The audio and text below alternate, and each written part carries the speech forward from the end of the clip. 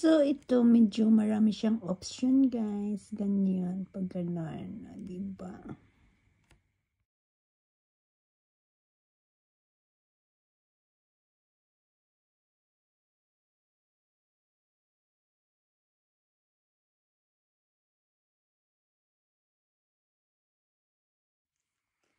So, hello guys. And mayroon akong i-unboxing. Ito yung nabili ko kahapon, guys. Nagpunta ako ng Media Markt kasi naghahanap ako ng ito, ganito, mini tripod. Ano siya, guys? 20 cm, 7.88 in. Okay. So, kaya niyang buhatin yung 2.5 kilo. O, diba? Kasi, yung masyadong mahaba. Kailangan ko ng pang-travel. So, buksan natin. Manfrotto. So, let's see, guys. Medyo may kamahalan siya kasi 50. So, 50 times 5 times. Nasa 3,000 piso, guys. Pero, ayos lang. Kasi, mas stable siya eh. Madami na kasi akong binili sa online, guys, na mga plumpat lang. Mga ganito-ganito na pang ano lang ba. Hindi naman masyadong stable. So, kaya bumili ako nito kasi mas mukhang okay naman siya. Mukhang mas matibay. At saka ito, diba? Pang ganun-ganun. So, dito, adjust. Pwede siyang ma-adjust mo.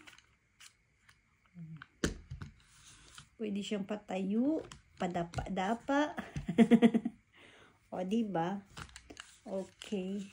So, ngayon lang, guys. Tsaka dito na, ito na, pwede siyang maikot-ikot dito, magiging 360. O, diba? Kaya, nagustuhan ko. So, we'll see. Tapos ito, mas matibay siya kaysa ibang diba? Sa mga tripod ko. Madami akong binili sa tripod na, may mga plastic, may mga octopus ako, pero hindi ko naman masyadong bet. O, diba? Try natin tong ano naman tong pisil dito sa gilid. Di ko alam kung paano. May papisil-pisil dito. Ano bang purpose nito? Di ko alam. So, ito yung lock. Kung gusto mo. O, diba? Okay naman siya. Para sa ito kasi gusto ko yung lang. Ay. Kasya ba? Mamaya hindi magkasya.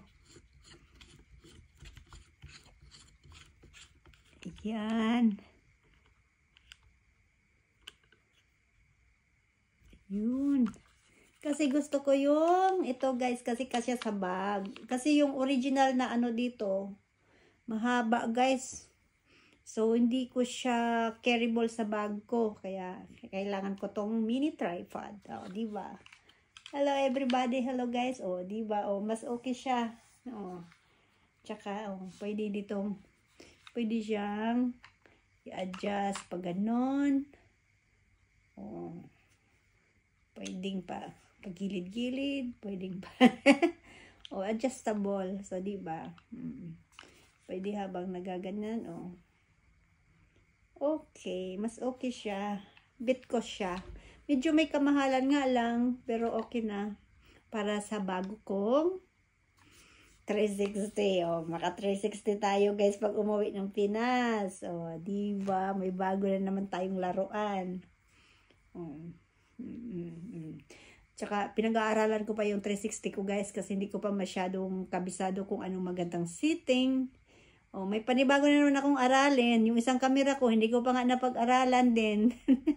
Yung octopus ko, guys, ginagamit ko paminsan-minsan lang, pero hindi ko rin alam kung anong magandang setting. Hindi ko pa yung masyado, kasi wala, hindi ko pa masyadong kinakalikot. So, ayan na, guys. Kasi mahaba yung pang ganyan. Kaya, bumili ako ng pang paa.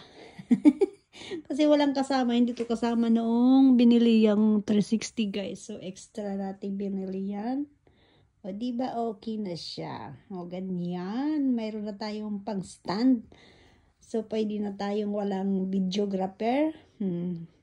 Kinding-kinding ka na lang, pwede na mag-TikTok guys na walang humahawak ng camera mo. O diba, ganon.